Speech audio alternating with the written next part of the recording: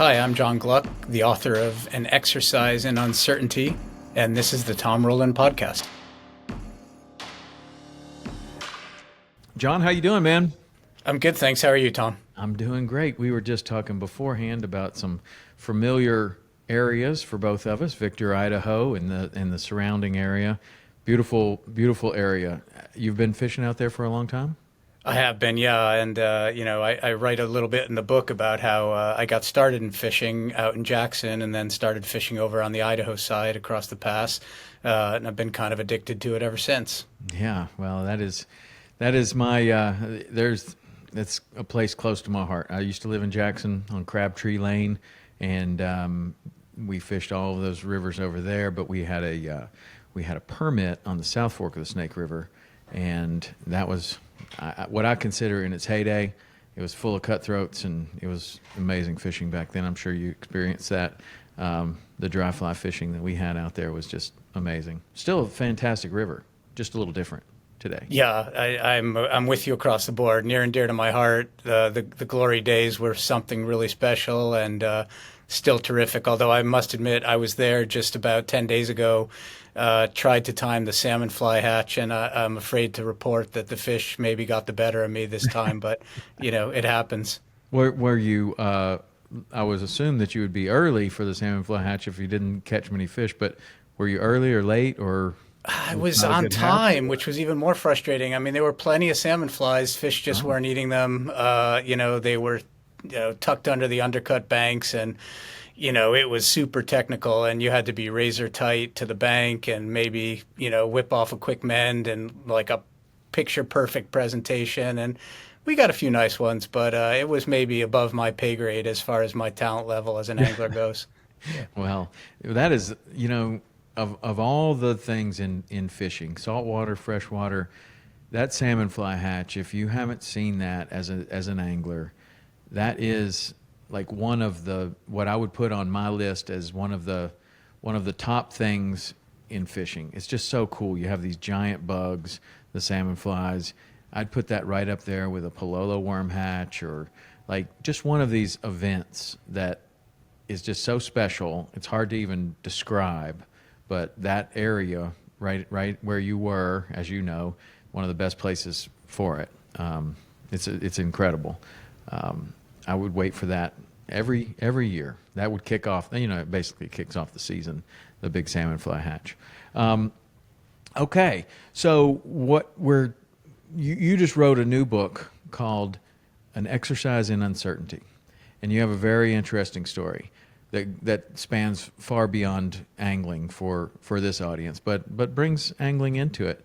So, can you tell us a little bit about what the book's about? Yeah, so it's about an illness I've had for many years. I was diagnosed when I was 38 years old with a very rare type of blood cancer called multiple myeloma. And at the time, I was told I might have as little as 18 months to live.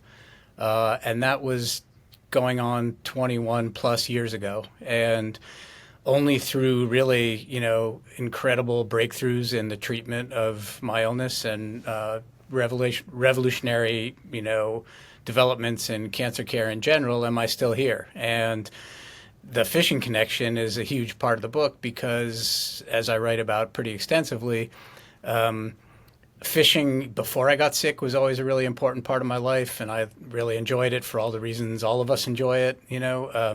But then after I got sick, it became even more important. I think I say in the book it was almost like oxygen to me. It was just something I kind of desperately needed to do to get away from all my troubles with my illness or whatever else it might be. I think we can all relate to that to some degree. We all know a day on the river beats a day just about anywhere else. But one of the things I learned was that fishing was even more valuable to me that way. In particular, the way it can command all of your attention and bring you kind of into the zone, for lack of a better word. And it just crowded out all these other troublesome thoughts. Very interesting. So you live in New York. You're a writer for a lot of different magazines, including Vogue and New York Times and lots of others, I would imagine. Lots of people have probably, even listening, have probably read other things that you've written. When you were doing this fishing, like after you got sick, were you fishing in New York? Were you traveling, or both? Or where did you have like a home water that you could go to very quickly? Yeah, it's a great question, and the truth is, my home waters were sort of Jackson Mm. because my wife and I got our start fishing there. We were on vacation. This was many years ago, and we had kind of done all the things you might do in a place like that. We'd done some hiking, we'd done some biking, we'd done some rafting. And we went up to the desk clerk at the motel we were staying at and said, "Yeah, we've done all these other things. Anything else you suggest we do while we're here?" She said, "Have you ever tried fly fishing?" And my wife and I had both grown up fishing like with our parents and grandparents, but in the really kind of like, I don't know what you'd call it, simplistic way. We'd go to like Hmm. stock ponds, and my grandfather would chuck a can of corn into the water or some of that trout feed, and it would be like a friend. It was more like catching than fishing, as they say. But neither of us had fly fished. Coincidentally enough, that was around the same time that A River Runs Through It came out, and everybody was talking about fly fishing, and it kicked off that kind of trend for the sport. And so we were like, sure, we'd love to. And so she set us up with a guide. The next morning, he showed up, and long story short, we had an incredible day. We've still got a picture hanging on the wall of our apartment of the first fish each of us ever caught. They were maybe, I don't know, 12-inch cutties, if that. But we're smiling like we caught like a state record trout, both of us. So we still have that picture. And we also happened to make sort of best friends with the guide that day. We all hit it off instantly. He introduced us to his girlfriend, and the four of us went out for drinks that night. And he and I have remained lifelong friends. He was the guy I was just fishing with last week. And yeah, so that's what got me started. And then, uh, you know, traveling to fish can be expensive, as you know. Hmm. So I kind of started to develop this side gig. My main job is as a magazine editor, but I developed this side hustle writing stories about fishing so I could help, finance my travel Yeah. and my habit. Um, and through that, I've been incredibly lucky. I've gotten assignments to fish in Patagonia and Alaska and the Bahamas and Belize. So that's how I've kind of parlayed my, interest into, a regular habit without going broke. Wow. And what magazines were those stories for? Yeah, I've written for a bunch. My most, I don't know, frequent outlet, I guess, is the New York Times travel Okay. section. Yeah. And I've written for them 4 or 5 times. I've written for Garden and Gun.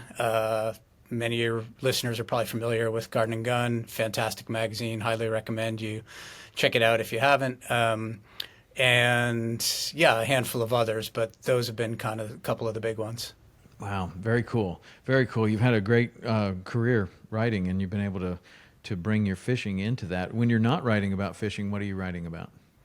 Right now, I work for Fast Company magazine, so we Uh-huh. cover the business world, entrepreneurship, technology. These days, a ton about artificial intelligence, as you might imagine. Hmm. A ton about the changing ways people work. Hybrid work from home, and that's an area I've always been really interested in. Prior to that, I worked at New York Magazine for many years, and that was super fun working for a magazine that covers the city that you live in because I was always, among the first people to know about whatever the next new restaurant was or the next trend or for that matter, what was going on in city politics and I covered everything there from food and travel to politics and true crime. I'm kind of a true crime fan as a reader and a editor, so certainly there's no shortage of that in our fair city here. So all those things have been, things I've worked on in the past and things I've been interested in. Did you ever have to write a bad food review for a restaurant, like a really bad one? It's funny. I happen to be the editor of our food critic, so I wasn't writing those stories, but I edited a number of his stories and helped him publish those. And yeah, those were always awkward. I could almost, after we hit publish, or the magazine came out, on a Monday morning, it was almost like a countdown until I'd get an email from the, restaurateur or his representatives, 3, 2, 1, and here comes the nasty email. So it wasn't any fun. On the other hand, you're trying to do a public service and tell people, which places are worth their money and which aren't. So, I do believe in the mission of it, but I realize it can be tough, for people on the receiving end of a bad review. Okay, well, let's get to the book here. I want to kind of set the stage. Can you tell me like where you were, what you were doing when you first kind of were diagnosed, or how that even happened? Were you feeling bad, or was it like a standard doctor's visit where you find this out? What was the stage set? Yeah, it's a crazy story. So I left my office one night. I was 37 years old at the time, working in downtown Manhattan. I walked out of my office. It was in November, and it was one of those nights where it wasn't quite raining, it wasn't quite snowing, it was kind of sleet, and it was cold, and so there was like a little thin sheet of ice on the ground. And I walked out of my office, I slipped on the ice, and I twisted my hip a little. I didn't even fall or anything like that, but I twisted it, and it was more almost like an awkward step. Woke up the next morning, and my hip hurt quite a bit. And I thought to myself, well, that's sort of strange. I guess maybe I'm getting older, and this is the sort of thing people start to say, like every little twist or slip, you can pull a muscle or something. And so I thought, well, maybe that's it. Gave it a few weeks. It didn't go away. Went and saw my doctor. He took an x-ray. The x-ray didn't show anything. So I went back about my business. At the time, I was working in a new job that was very demanding. My wife and I had just moved into a new apartment, and I had a 7-month-old daughter. We had a newborn in April of 2023. And then November of 2023, I'm sorry, I misspoke, 2003, not 2023. In November of 2003, I realized it had been a whole year since I had slipped on the ice, and my hip really still hurt. It was, in fact, worse. So I was having trouble standing up and sitting down, getting in and out of cabs, going upstairs, even having trouble picking up my daughter, even though she was only 7 months old by then. And I thought, it's been a year since this happened. I better go back to the doctor. Went back to the doctor. This time he took an MRI. And his office called me and said, hey, can you come in to talk about your test results with Dr. Weiner? And this is how incredibly naive I was. I thought to myself, like, wow, what a nice guy. Like in this day and age, he's actually calling me in to tell me my test results face to face. Usually you get it over the portal or a phone call. So I went in, and the second I got there, I knew something was weird. The receptionist had like a really scared kind of look on her face when I got there, and she turned around and kind of made eye contact with one of the other staff members, and that woman took me like straight to the examining room. No waiting room, no forms, no check your insurance or all the usual stuff. And I was like, well, something's not right here. And I sat down, and a second later the doctor came in, and he said to me, I need to tell you there's a lesion on your hip. And I said, a lesion, what does that mean? Is that a tumor? And he said, yeah, it's a tumor. And I said, does that mean I have cancer? And he said, yes. And just like that, I went from, 1 second being healthy and having no risk factors or history of family disease and into being a cancer patient. Wow. With a young daughter at home. And so where do you go from there? Like, what is the mindset? What do you tell your wife? Like, where do you go from there? Yeah, so, there's that thing about the 5 stages of grief. I think that woman, Elizabeth Kubler-Ross, wrote, famously about that. And the first one, I guess, is denial. And in my case, that was absolutely true. So the very first thing that came out of my mouth, I literally just said, no, no, no, no, no. And then I said, this can't be happening. Funny you mentioned my daughter. I said, this can't be happening. I have a 7-month-old daughter. It's just, I sort of refused to believe it was true. Next thing I did, strangely enough, was call my office to tell them I couldn't come into work. I didn't tell them why, but I think that also was part of like pretending everything was not that big a deal. It's like, I called them as if I had a cold or something, or and then I slowly began to wrap my mind around it. And realized I think another reason I called my office first is I was just putting off calling anybody who really mattered to me, my wife or my family. then I realized, okay, I got to figure out how to do that. And it so happened I had a therapist at the time who was a very lovely woman, and I decided to call her and ask her what she suggested, and she very kindly offered to have me come see her right away, and invite my wife to come to her office also, so I could tell her, with her support.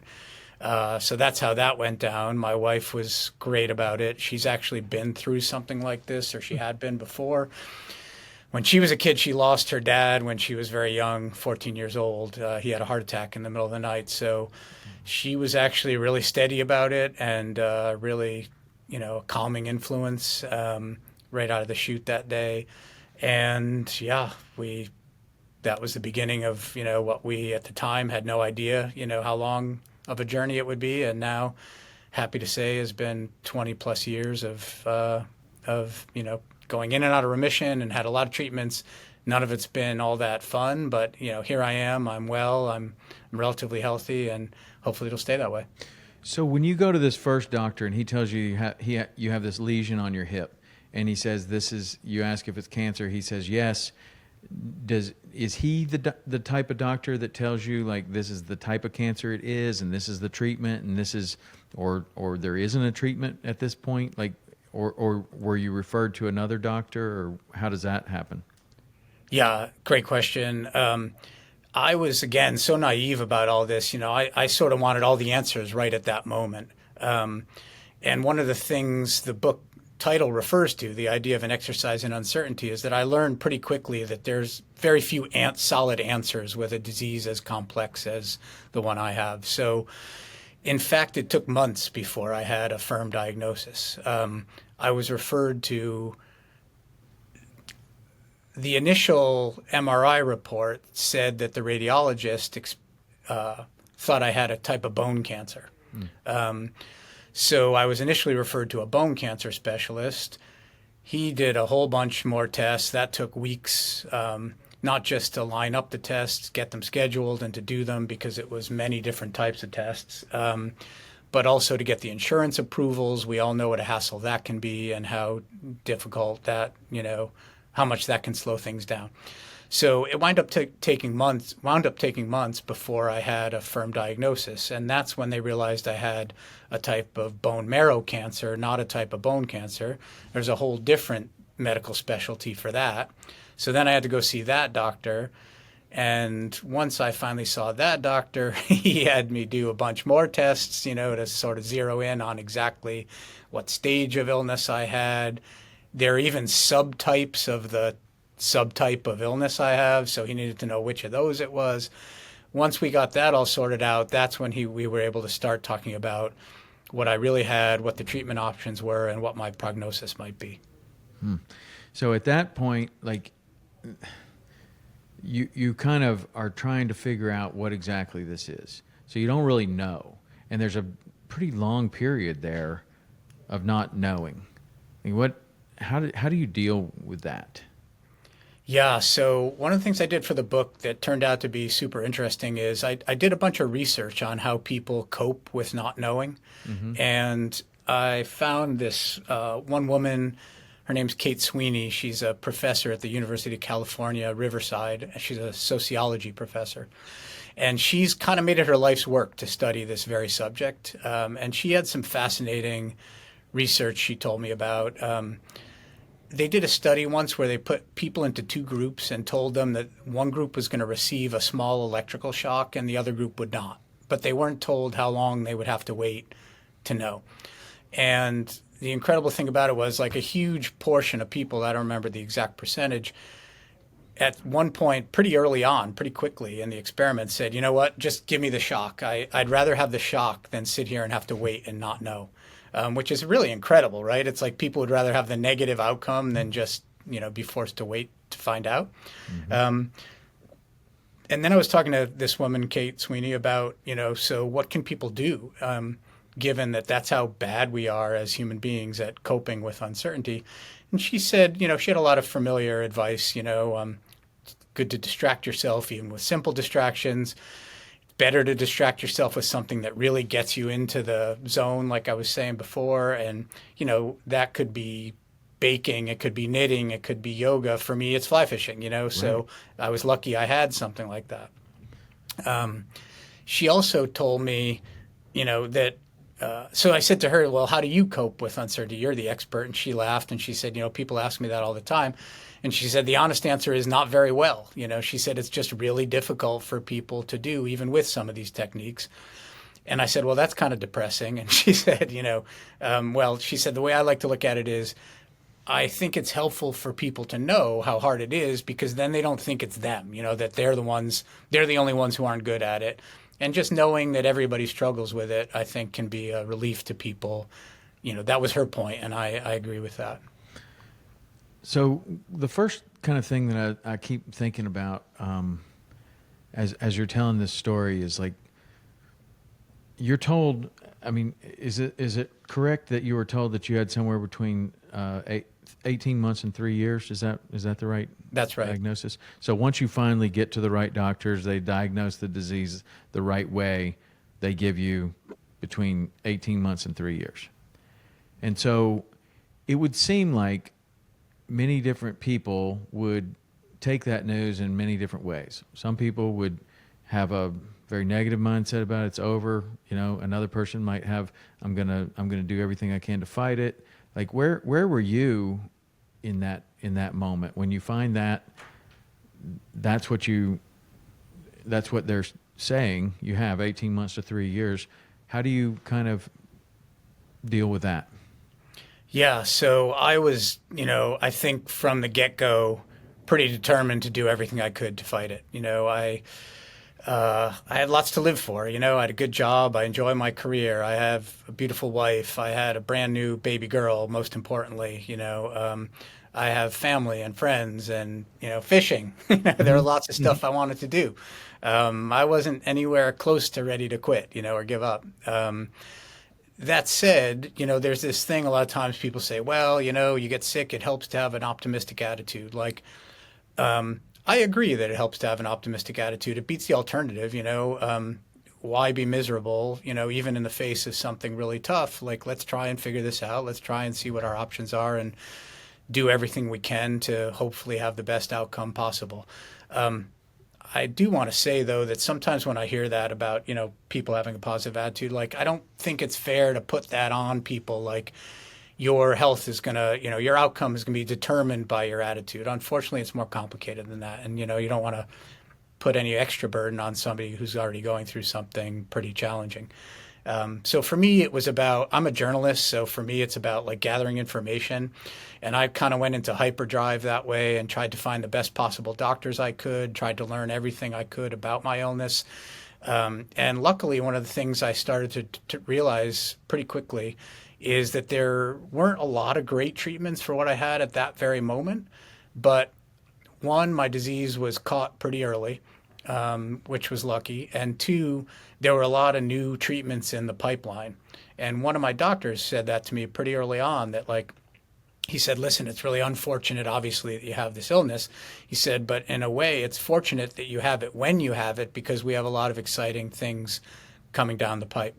And I thought, he's kind of blowing smoke, he's just trying to give me a little hope initially. But now, 21 years later, that's exactly what's turned out to be true. Like, miraculously, and I didn't really know this until I put together the timeline for the book in a very precise way, but just about every time typically what happens to me is they treat me, I go into remission, I come back out of remission, they treat me again, and so on. Pretty much every time I've needed a new treatment, one of these new breakthrough treatments has become available, like within, in some cases, incredibly enough, months of the time I needed it. In other cases, maybe a year or two. So it's just been a lot of good fortune, really, in that respect. How do you know when you need a new treatment? Is that based on blood work or the way you're feeling or like all blood work? All of the above. Sometimes I have new symptoms. One of the primary ways that my particular illness presents is through bone pain. You get these lesions on your bone like the one I have, bones like the one I had initially on my hip. So I've had quite a few more of those over the years. And sometimes the first thing I notice is, some bone pain. And Unlike the first time around, I don't wait a year now to get that checked out. I usually get it checked out right away. But they're watching me very carefully. So I get tested a whole variety of tests, scans, blood tests, and other things every 3 months, sometimes every 6 months. If I'm, in a remission that's been lasting a while, they'll let me go a little longer. Um, and so, one of the tricks with all these illnesses is to try and stay out ahead of them. So they watch me really carefully, and the minute they see anything cropping up again, they start to figure out a new treatment plan to knock it back. Interesting. I read that book, Viktor Frankl's Man's Search for Meaning. In that, he talks so much about mindset, attitude, and a purpose, having like a purpose, and how big of a deal that was for him, and that he accounts for that to be, the reason that he survived and a lot of other people didn't, is because he found purpose. Like sometimes he had to look for it, like struggle for it, and like what is the positive that can come out of this? And it's a very interesting book. I just wonder, like, I'm sure that you have tremendous purpose with your daughter and your family, but did you kind of go through that as well and determine purpose for your life, or I don't know, like what that process is like when you're diagnosed with that? Yeah, it really does. As so many people, that book and other people who've been through a diagnosis similar to mine, sometimes you hear the same thing from people who maybe have had a near-death experience, a car accident or something. It really does make you realize, what your priorities are, and what your purpose is, and for me, that came in a couple different forms. One thing was, a lot of people, when they go through something like that, think, oh, I'll quit my job and spend more time with my family, or I'll do the thing I always loved to do, like I don't know, move to Paris and learn how to cook, or I'll become a fishing guide, or Yeah, there you go. yeah, That had to be a temptation, I'm sure. Like you there you love go. fishing so much. Like I'm moving to Believe me, I Japan. thought about it. Okay. But one of the things that was interesting to me was that I realized I actually really like what I do, and so I just kind of doubled down on sticking with that and trying to do as much as I could in my career to help inform people, entertain them, maybe once in a while inspire them, do the things that good journalism does. It also really, I was already pretty interested in my family to begin with, and I'm kind of a family-oriented guy, but it got me all the more focused on my kids. It led me and my wife to decide we were going to have a second child. Even though that was, kind of a tricky conversation, we had to have kind of talks that you never really expect you're going to have when you get married about, gosh, should we go ahead and do this because you'll be the one left to be a single parent if I'm not here. We decided to go ahead and do that. So I have a son. My kids now are 22 and 17. My daughter's 22, my son's 17. So that it helped me, find more purpose in being a dad. And then, not to necessarily equate it with those other two, enormous things like your career and your wife and your children, but fishing too. It's like it's not the only thing I feel that way about. There are other things I love to do, but just when you think about the joy you get from whatever it is that you get joy from in your life, whether it's fishing or cooking or, like I said, knitting or yoga or whatever, badminton, doesn't matter. That feeling was something I just wanted to have more of, to put it super simply, and just, so I recommitted on that front also to do as much fishing as I could, within reason, as somebody who has a full-time job, lives in New York, has a wife and kids. And that's kind of where I got the idea for doing some of this writing about fishing too, is that I had to figure out a way to fish more in a way that I could afford and still got me out to some of the dream spots that we all as anglers hope to get into one day. And it was really powerful motivation for me to do that. So if you were to think about like what fishing has done for you over this period of time, and you're to think about like there is an ultimate scenario, freshwater, saltwater, I don't care. Like, what would your to resolve as much pain and anguish as possible? What's the ultimate scenario that you could come up with right off the top of your head? Yeah, I mean, before I answer you directly, I also just want to say, like, it's not all about fishing and illness, right? It's like, it's just about fishing. Yeah, Some right. of it's just, Yeah, yeah. I'm not such a super serious guy. Some of it's just fun. So I guess one on the freshwater side, you hear so many people talk about New Zealand. I've never been to New Zealand. I'd like to get down there. On the saltwater side, you hear so much about the Seychelles, and I had a friend who was lucky enough to go there last year, and it was one of those where like you can't decide if you want him to send you the pictures or don't want him to send you the pictures. You know how that is? It's like, but he was, oh my gosh, he caught some big permit and some GTs and those pictures standing, up to your waist in salt water with you know, a giant permit, in hand. Those are pretty motivating. So I'd say those are my two top, bucket list So spots. those are places that you haven't been, but what about some place that you have been that is Oh, like that's a good that is question. like in your opinion, the ultimate situation? Yeah, I know exactly what it is, and of course, I'm not going to tell you where because I don't want everybody else going there. But my buddy and I, the guy I mentioned before, have a spot on a particular river out in the Idaho area on a particular stretch of that river, and I have a picture from there. It's just one of those. It was late fall,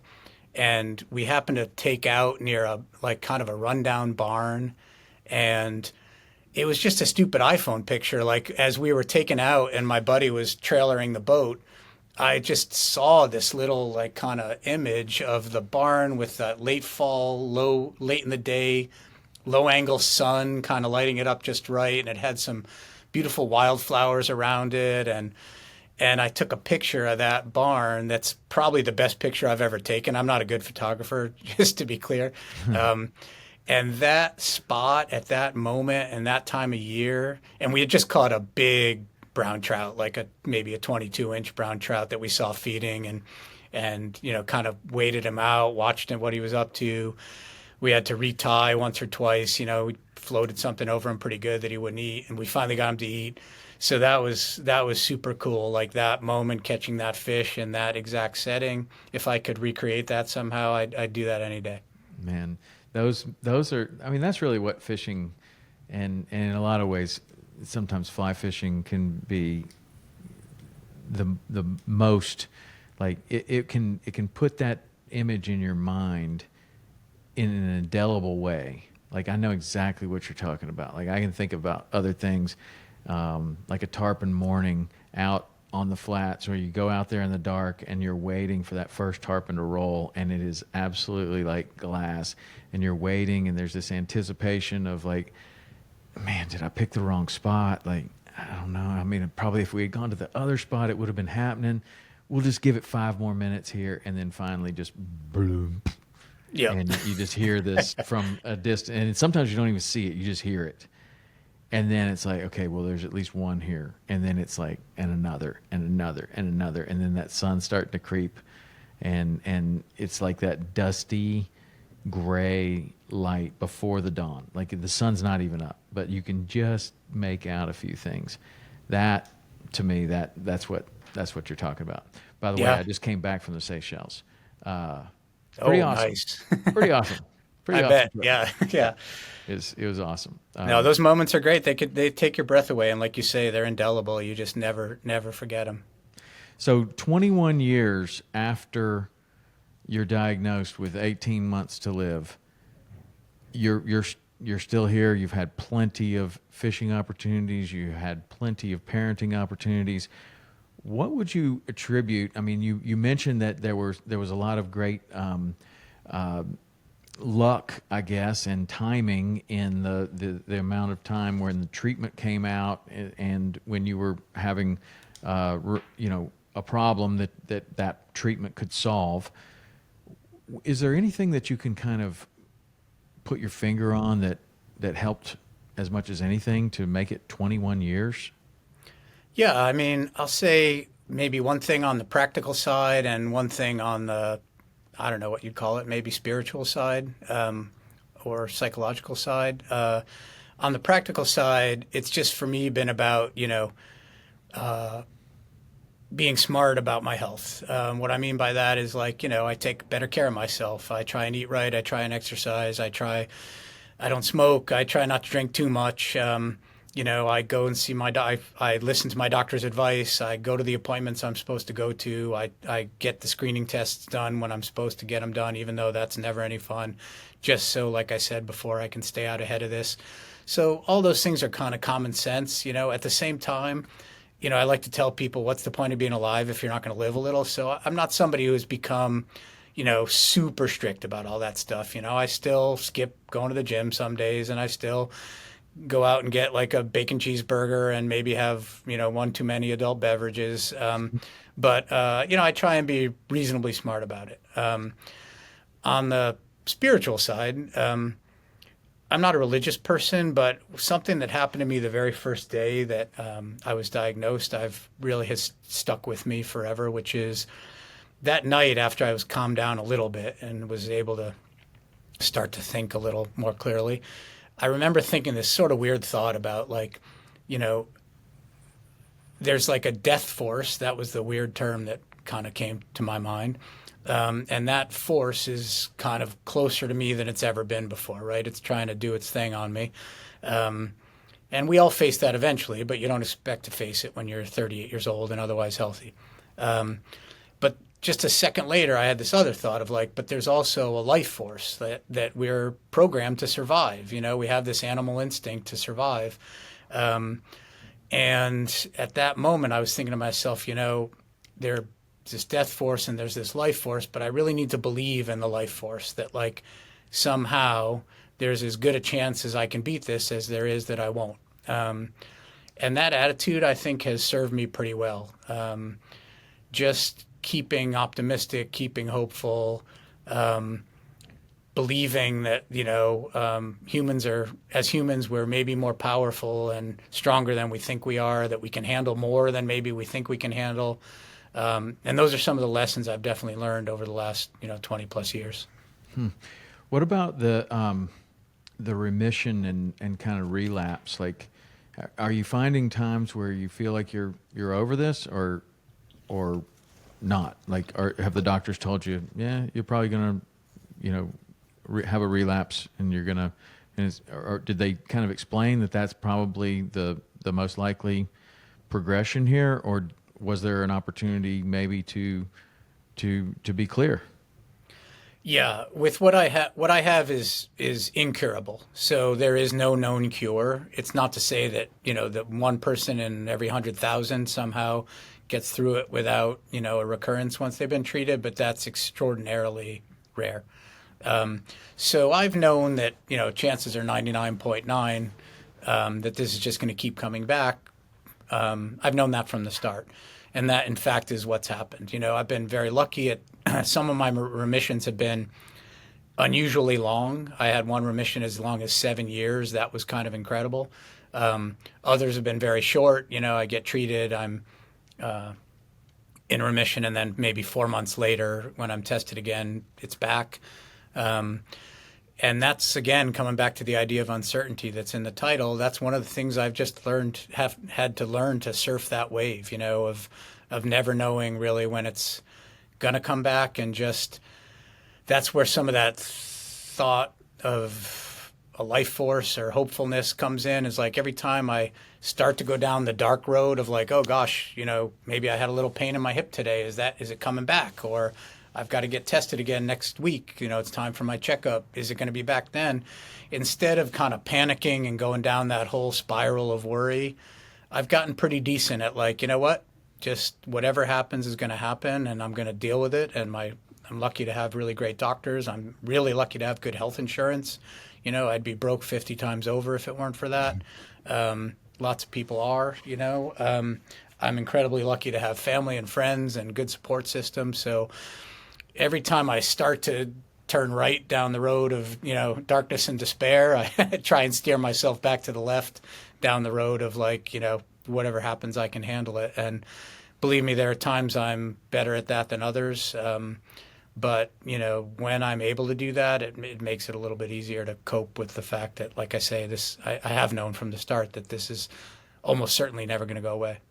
And have you had kind of a fortuitous opportunity to go fishing at one of these dark times? Like yeah, you I had a guess trip planned, and all of a sudden, Oh, here it is again. Yeah, I would say the time that comes to mind there is I had just been re-diagnosed. I had just lost my job. I got laid off from a job with a bunch of other people at a magazine company that was going through a big transition. Uh, and I was scheduled already to go down to Chile and fish down there in Chile and Patagonia. And I, at first, thought, I'm not going to go on that trip. Like, my life sucks right now, right? Like, that's the last thing I need to do is like go fly whatever 5,000 miles away and be away from home and have all this uncertainty hanging over my head and all that. And then, a few minutes later, I was like, well, that's backward thinking. This is probably the first thing I should do is like take advantage of this while I can. And it was going to take a few weeks before I could get in to see my doctor again about and figure out and do all the tests and figure out what the next treatment was going to be. So I decided to go ahead with the trip, and I went down there, and I had probably the best, if one of the two or three best trips, if not the best I've ever had. Um, just spectacular fishing. I mean, day in and day out, we fished 5, 6 different rivers and these tiny little spring creeks, and it was the kind of thing where we'd come on a pod of maybe 20 big fish all feeding at once, and it was kind of the opposite of the experience I was telling you about I had with the salmon fly hatch in Idaho a couple weeks ago. This was like, I could have blindfolded myself and I'd be catching fish. It was like they were on it. They were ready to eat. And you fish these big beetles down there, I guess, Cantaria beetles, if I'm pronouncing it correctly. And they're around every other year, and it happened to be a beetle year, and so. I mean, these fish were just pounding these big beetles, and it was really fun. Met some terrific people down there. This lodge owner, the owner of the lodge I stayed at, and his wife and kids were amazing. And a couple of the other guests I had a really great time with, and wound up writing about that trip for the New York Times, and also tell the story of that trip in the book. And one of the things I remember after catching a big rainbow on the last day was just standing there and thinking like, thank God I did take this trip because, this is exactly what I needed. Talk about what the doctor ordered, maybe Yeah. not literally, but definitely figuratively. And then strange enough, because this is how my mixed up life goes these days is, whatever, a week later I was back in my doctor's office again, hearing bad news and, here's all the nasty treatment you're going to have to go through and all the rest. And that was a moment where I really thought to myself, like, thank God I went on that trip because, I needed that to kind of refuel me, gear up for what was, about to happen. Wow. Wow. So when you're going through these last 21 years, you said that you've been very careful about your diet. How has diet and exercise played into the success that you've had? Do you think that you have come upon a diet that is working for you, or have the doctors been helping you, or how have you decided on what the right diet is? Yeah, I'm not super, I don't know what you'd call it, technical about it, I think I just try and follow the things that I guess we all know about or that are in the popular, press, like, and in the culture at large. So, I try not to eat too much sugar or too much fat, or I try to eat more protein than carbs, or, I try not to drink too much, but I haven't become vegan or I don't drink protein shakes or I don't do anything really all that out of the norm. I try to just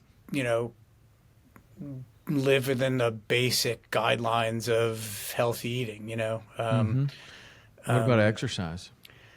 Exercise has been really interesting for me because I have so many of these orthopedic issues now because of my illness that I have had to give up, change my habits pretty dramatically. So I used to play basketball a lot, pickup game with some friends on a Sunday night for years. I can't do that anymore. I used to ski. I can't do that anymore. It's yet another reason why fishing has been so important to me because it's a way for me to be outdoors and exercising in a way that's still safe and healthy for me. And I've learned over the years to like do a whole bunch of different kinds of gym workouts that are more based on more of like almost like a Pilates or yoga or isometrics kind of mentality than a like heavy lifting. It's not the safest thing for me to be throwing a lot of big weights around. I can't run too much pounding on my joints. So I ride the bike at the gym. And so it's all just been about adapting, to what my body needs are. And I'd say that's, probably good advice for anyone, listen to your body, follow what works for you, stay away from the things that don't. Yeah.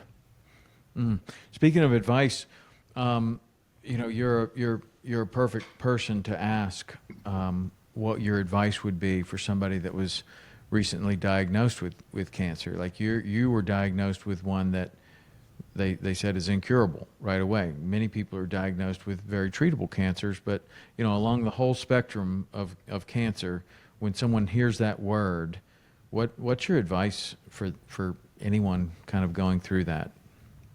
Yeah. So the first thing I'd say, I guess, is even before you get a diagnosis like that, I'm a huge believer in prevention. The number one thing you can do to avoid getting a really bad cancer diagnosis is do the screenings that that are recommended. So, if you're a woman, get your breast cancer screenings. If you're a guy, get your prostate cancer and your testicular cancer screenings, as your doctor suggests. Just be aware of these things and when you reach whatever the guidelines are now, and I don't know them off the top of my head, but, pay attention to them for a colonoscopy when you're 40 or 50, or if you're in a high risk group, maybe earlier. Early detection remains the single best way by far to prevent yourself from getting into deep water with a cancer diagnosis. As far as what I would say to people who are diagnosed, every diagnosis is different. So there are people, I just want to say first and foremost, who, get a very poor prognosis. I don't know what to say in a case like that exactly. If you're lucky enough to have family and friends to rely on, be close to them and share with them and be open about what's going on and be willing to depend on them a little bit. That was a really important lesson I had to learn. I guess you could say in some ways I was a typical guy, when I was diagnosed, if you want to go into that stereotype. Like, I just wanted to do everything myself. I never liked to rely on anyone else. I like to, solve my own problems, be my own person, figure my own way out of things. And I've learned over the years that that's sort of stupid, that, you don't do yourself any favors by not allowing other people into your life, especially when you're dealing with something pretty challenging. And so I'd say, lean on others.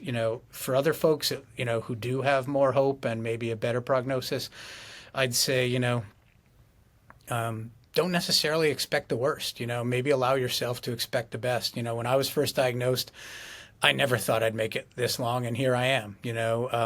I would also say you're probably stronger than you think you are. I didn't think I could handle even the first treatment I went through, which was nothing compared to things I've been through since. And it turns out I can.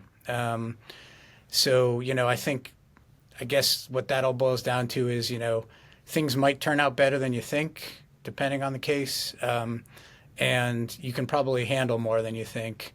Those are maybe two of the things I'd share. Very good. So as you go and start to write this book, how long has it been in process of writing? From the moment I decided to really commit to it until the day it was published was about 3 years. 3 years. And so you're a professional writer. You have the process down. Have you written any other books?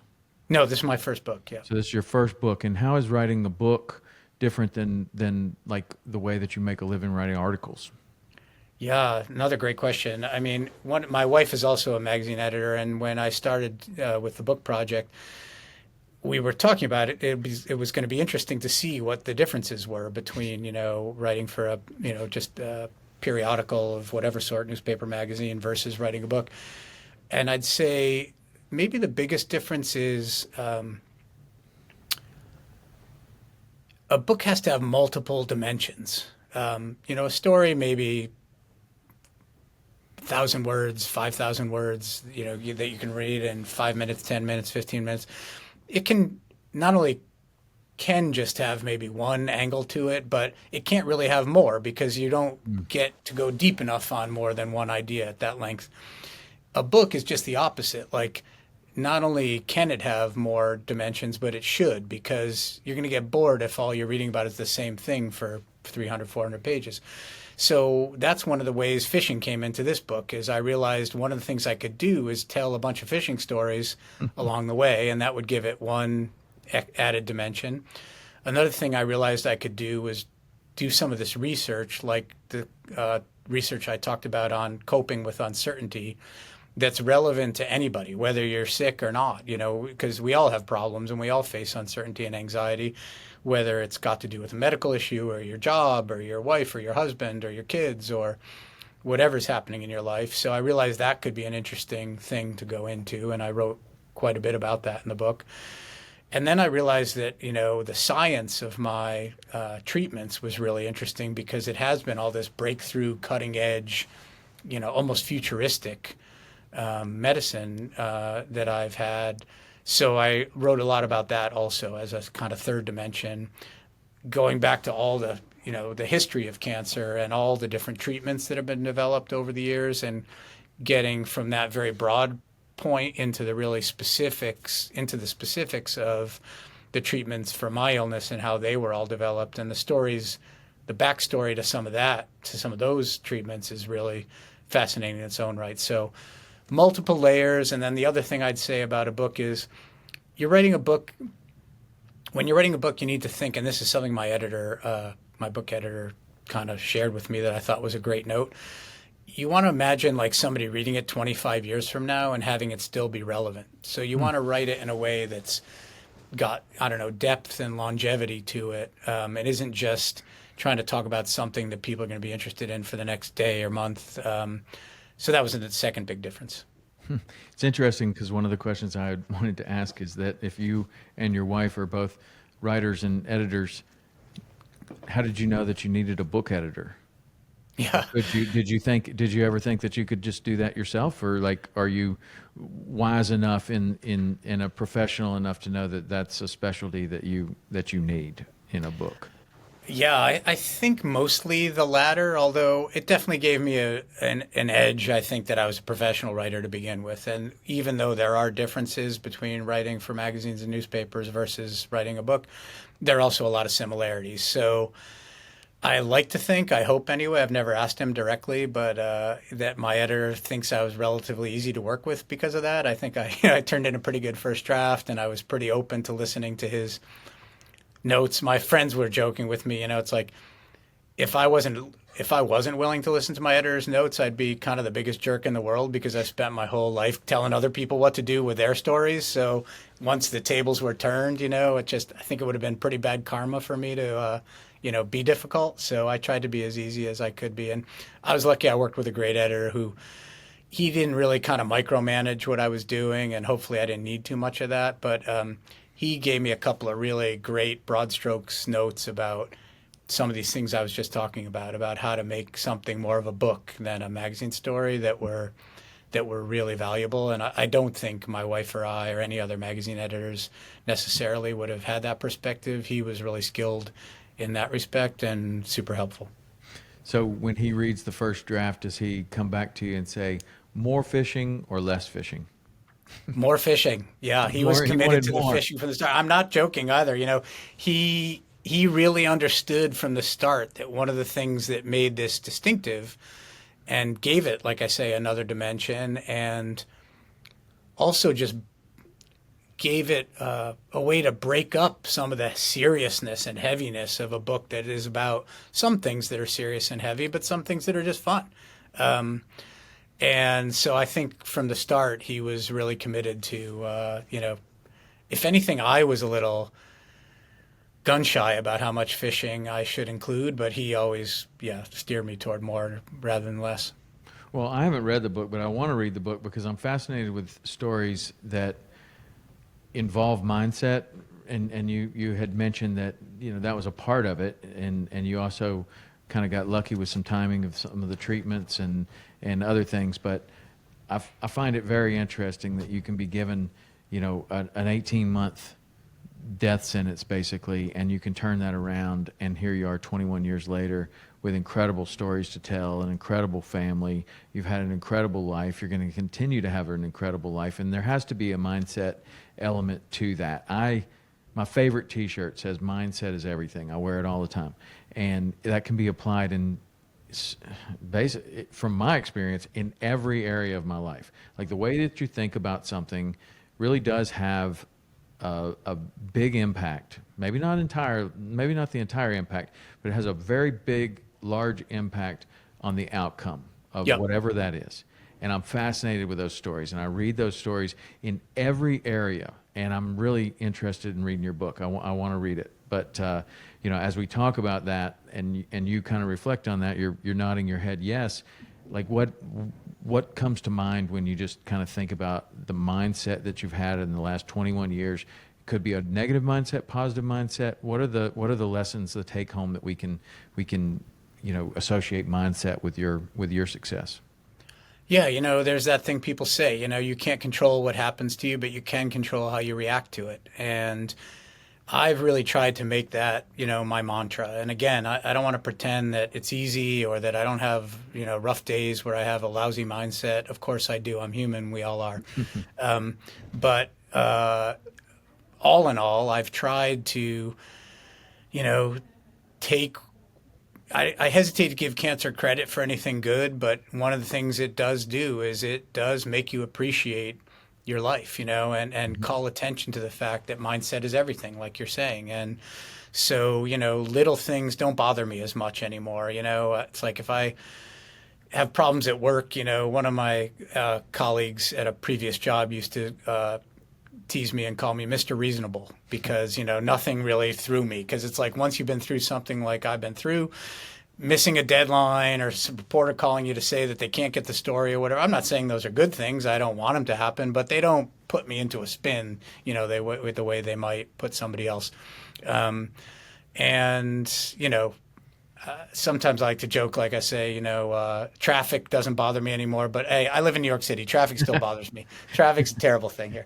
But for the most part, I have things in better perspective, and I do think that helps not getting yourself angry or agitated about every last little thing and having, the sense that, just things often work out. Just give it a little time and try and have a good attitude about it. The other thing I'd say is I really, in terms of mindset, is I've become almost addicted to doing things that I want to do as quickly as I can possibly do them. So sometimes that's small things like, if I feel like calling a friend or texting or thinking about a friend, I'll call them or I'll text them or I'll make a plan with them to have drinks or dinner or something. I don't wait, because one of the things you learn when you go through something like this is, as they say, none of us is promised tomorrow. So and that can go all the way up to the big things like the fishing trips. It's like if I get it in mind that I really want to go somewhere, I'm going to do my darndest to get an assignment to go there so I can help afford it and, work out my vacation schedule so I can go and work out my schedule with my family so I can go. I actually learned a term about that along the way called precrastination. It's the opposite of procrastination. Obviously, when you procrastinate, you put something off. Precrastination is like the second you think of something, you almost get like obsessed with doing it. And I've tried to use that as part of my mindset, just to live as full a life as you can while you're here. We all know somewhere in the back of our mind that, this thing doesn't go on, that we call life doesn't go on forever. But when you have a diagnosis like this or something similar, it makes you very aware of that. And like I said, I don't want to give cancer credit for anything good, but that is one of the silver linings that's come out of this. Well, not giving cancer credit for anything good, I can understand that and respect that, and I don't want you to take this question in the wrong way. With all respect, is there any way that you would consider this a gift in your life? Yeah, I mean, I would, is the simple answer, for the reasons I was just talking about. If I could go back and give away that gift and just live the other way, I would. I'm not going to lie. It's nobody's idea of fun, and if you could undo it, I think just about anybody would. That said, I can't undo it, and so here I am, and even that's part of the mindset, of trying to make something good come of all this. And so I do try and look for the silver linings, of the sort I just talked about, having better perspective on things, the trying to live life to its fullest. Also, even just, giving back and things like the book. I'm donating a portion of the proceeds from the book to cancer research. That feels really good. That's something good that's come of this, writing the book in the first place and sharing my story. I know I've been very lucky and gratified to see that I've gotten tons of emails and letters and messages on my social media channels about people, total strangers from all around the world, saying that they appreciate me sharing my story because it helps them feel, more comfortable with where they're at with something like this. And it's not all from people who have exactly what I have. Sometimes it's from people who aren't even sick, but they've just been through something difficult and appreciate me sharing, what it's like to go through something like this. That's extremely rewarding, so in that sense, it's been a gift. I've done plenty of other stories before, and for the magazines and newspapers I've worked for, that people enjoy and maybe learn something from, and are even moved by, but nothing as powerful as this so far. And just seeing those responses and knowing that I've been able to help even one person through difficult times, let alone many, many people, I'd be lying if I said that wasn't a gift. It definitely is. Right. And your social media channels, what are they? Where are you most active? Yeah, so LinkedIn and Facebook, probably the most active, and a little bit on Instagram. Those are places I'd point people to. There are lots of stories about, different publicity I've been lucky enough to have from the book. I was in People magazine, my family and I. There have been excerpts from the book in New York Magazine and Men's Health Magazine. I'm not sure when this episode is going to air, but I've got a story coming out this Sunday in the New York Times, a very interesting story about an essay about the way that cancer patients can bond with one another and the special sort of, love you have for one another. That's something I've learned and was just talking about a little bit since the book has come out, but it's also something I had experienced prior to that. People can read that story in starting this coming Sunday. That's been some of the places I've been lucky enough to get some nice attention for the book. Did you have any opportunity to bond with other patients over fishing? It's a great question. There are a couple of groups. I think the biggest one is called Real Recovery, as in REEL. Mm-hmm. And there are others. The names are escaping me, but they're easy to Google. Devoted to that very idea. So they run fly fishing outings for cancer patients. And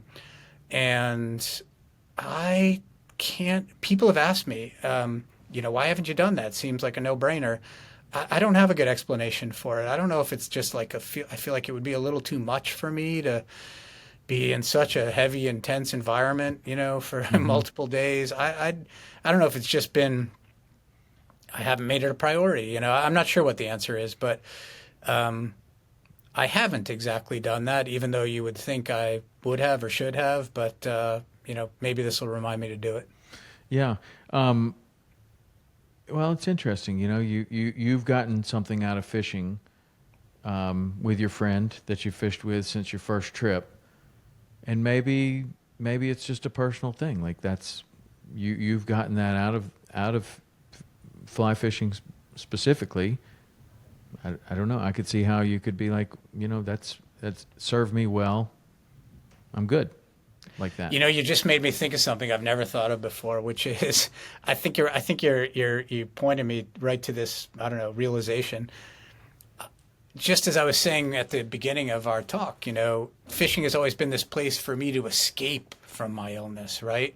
I think it's like the last place in my life where I can do that without having to be talking about it, thinking about it.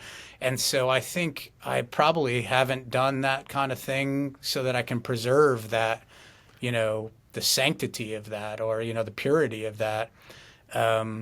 So yeah, thanks. I can, well, I can see that. I You can mean, I charge can me for a see that. therapy session. Yeah, well, no charge. Awesome. I can see that because, I mean, it might be something, in another avenue of life, like you have a passion and there's a business opportunity that you could, like, I don't know, maybe it's fishing, and somebody says, hey, you want to be a fishing guide? And somebody says, well, no, because I like what I like about this. I don't That's want to right. confuse it with trying to make money and ruin what I have done. And it could be, I don't know, maybe you like working out and somebody says, hey, you want to kind of be a co-owner in a gym, and somebody might say, yeah, that'd be great, and then it sucks all the fun out of it for them. That's right. And then they don't like it anymore. It could be anything like that. But I mean, that's just kind of what I was thinking about, is like you've had a really, really positive experience with fly fishing and coping with what you've gone through. And, maybe that's enough. I think that's right. Yeah. Yeah. So when the book's out, and who's the publisher? Penguin Random House. Oh, okay. Big time publisher. That's did you ever think about possibly self-publishing, or was that, like, you know a lot more about the that world than most people that write books, I think. So did you ever consider, like, self-publishing or straight publisher right away? For me, the first choice was going to be a straight publisher, and ideally the biggest publisher I could convince to publish the book. And what you do typically is you find an agent first and convince the agent that your book is worthwhile, and then you write a proposal, and the agent takes that proposal out to publishers, and it's their job to know the appropriate publishers and even the appropriate editors within the publishing houses who might be interested in a book like this. And I was lucky enough to land a deal with a big time publisher. And that said, I am a big believer in self-publishing, and I worked at a place at one point in my career that helped people self-publish and provided a platform for them to publish on the internet. So I'm all for that idea. In my case, I thought the advantages of working with a big publisher, if I could, kind of outweighed it. And so that's the direction I decided to go. So when you're writing the book, you're going back through, pleasant stories of fishing, unpleasant stories of treatment. Was that an emotional 3 years of writing the book? A lot of people have asked me that, and even some people close to me, friends and family, kind of asked me way back at the beginning when I was even thinking about doing this, like, is that going to be okay? You're going to, struggle with that? Is it going to be rough? And there were times when it was, remembering certain things and certain really powerful moments, definitely got me choked up. But more than anything, I'd say it was more like cathartic, that as I put together my whole story and remembered some of these things, including, as you say, some of it's fun to remember, some of these fishing trips and even just moments that were funny. I know sometimes people think there's nothing funny about cancer, but I'm here to tell you there sometimes is, and so I wrote about some of those episodes, just crazy stuff that happened along the way. And so those moments were a pleasure, but even the tough stuff, like I say, with very few exceptions, maybe it upset me for a little bit, but I think there was something about writing the book that actually helped me process all of it a little bit more and become more comfortable with it. For a long time, especially at the start, I tried to kind of compartmentalize my illness and keep it in a box and, separate from the rest of my life. And then as more and more time went on and I had more treatments and more people in my life knew about my illness, and it would sometimes intrude in my work a little bit or other parts of my life, I came to realize, like, I started to, like, open up that box little by little. And then with the book, as I started writing it, I was like, you know what? It's time to just throw the box wide open. This is such a big part of my life. There's no pretending it's not. Doesn't mean I have to let it control my life or become too big a part of my life, but it is a huge part of my life. And I think even just acknowledging that was a relief that I hadn't expected, that instead of trying to be so careful about managing it and all of that, I could just put it out there and be done with it. And that has been kind of like a burden off my shoulders. Has it been a burden off your shoulders also to release the book? Like, I would imagine, like, when it comes time to publish this thing, you're like, boy, those are deepest, darkest secrets in there. Like, did that feel like a relief, It or does. It yeah? does. And you put your finger right on it. It's like nobody really likes to keep a secret. You know, it has a weight to it. It is a burden to keep a secret. And to have all of this out there, the good, the bad, and the ugly, and believe me, there's plenty of all three, is a relief, just like you say. You know, I don't feel like I'm hiding anything anymore or Mm-hmm. trying to keep something inside that, might slip out, it's all out there now, and it has been like a weight off my shoulders. Very cool. So you can get the book anywhere, anywhere books are sold, probably with that public. Anywhere books are sold, easiest way is probably online, either on Amazon if you like to shop on Amazon. If you don't like to shop on Amazon, there's bookshop.org is an independent bookseller. A lot of people a site for independent booksellers. People like.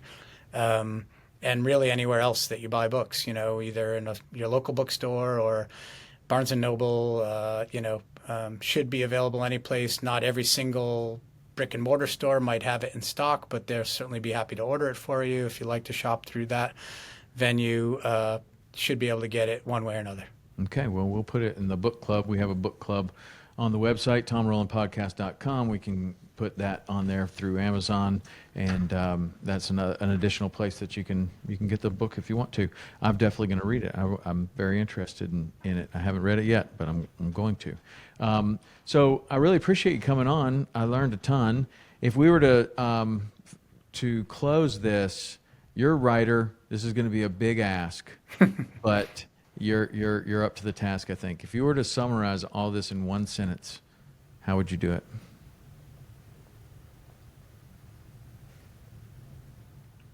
So I was in the hospital 2 summers ago, getting the biggest, most serious, and most difficult treatment I've had to date. I had to be in the hospital once for 5 days and then a second time for 2.5 weeks. So it was a pretty big deal. And I had to be isolated on a special ward because the treatment I had was very damaging to my immune system. But I snuck off of the ward one day because the coffee was so horrible. I needed to go down to the lobby and get a good coffee. The hospital coffee was so bad. And when I came, I got my coffee, had my mask on, all of that, went back to the elevator to sneak back upstairs. And as I went to go press the elevator button, I noticed just randomly, it was almost like, I don't know what, it was almost sends a shiver down my spine just to tell the story. There was a little yellow sticky note right next to the elevator up button, and I don't know who put it there. Obviously, you can, once I tell you what it said, you'll understand, the type of person it probably was. And this is in a big hospital in New York City with plenty of people who are sick and from God knows what, and the little note just said, "Every day above Earth is a good day," and all I can say to that is amen. So that would be my one sentence. Very cool. I love it. We can't close it out any better than that. John, I appreciate you coming on and telling your story. I'm looking forward to reading about it. I encourage other people to read about it. Check out your social media. They just look up your name on social media, or is there a... Yeah, it should be easy enough to find if you type Jonathan Gluck, Facebook, Jonathan Gluck, Instagram, Jonathan Gluck, LinkedIn, or if you put in my name and the name of the book and those platforms, it should crop up pretty quick. Okay, so the book's called An Exercise in Uncertainty, John Gluck, and that's it. So thanks for coming on today. I hope you'll have a great... When's your next fishing trip? In the works at this moment. Don't have something 100% on the books. I almost always go back out to Idaho in the fall. I'm sure I'll do that. But I've just talking to you today has reminded me of those New Zealand and Seychelles trips. So stay tuned. Yeah. Okay, right on. Well, when you plan the Seychelles trip, I'll be more than happy to tell you all about mine and the different things we took. I went to Providence Atoll, and that is way out there. There's some other ones that are different. Sounds like your buddy went to one of the other ones. We didn't see a permit the whole time. It was almost entirely GT and triggerfish, milkfish, and then they do this thing called bommy bashing where you fish these coral heads and you catch all these wild fish. It's really cool. All in all, really fantastic trip, amazing place. So I encourage you to go there. I'm going to take you up on that offer to learn more. So appreciate it. Yeah, text me anytime. All right, that's it for today. We'll be back with another great guest, hopefully as good as Jonathan next week. And I'll see you then. If you like this, please share it with one of your fishing buddies. All right, see ya.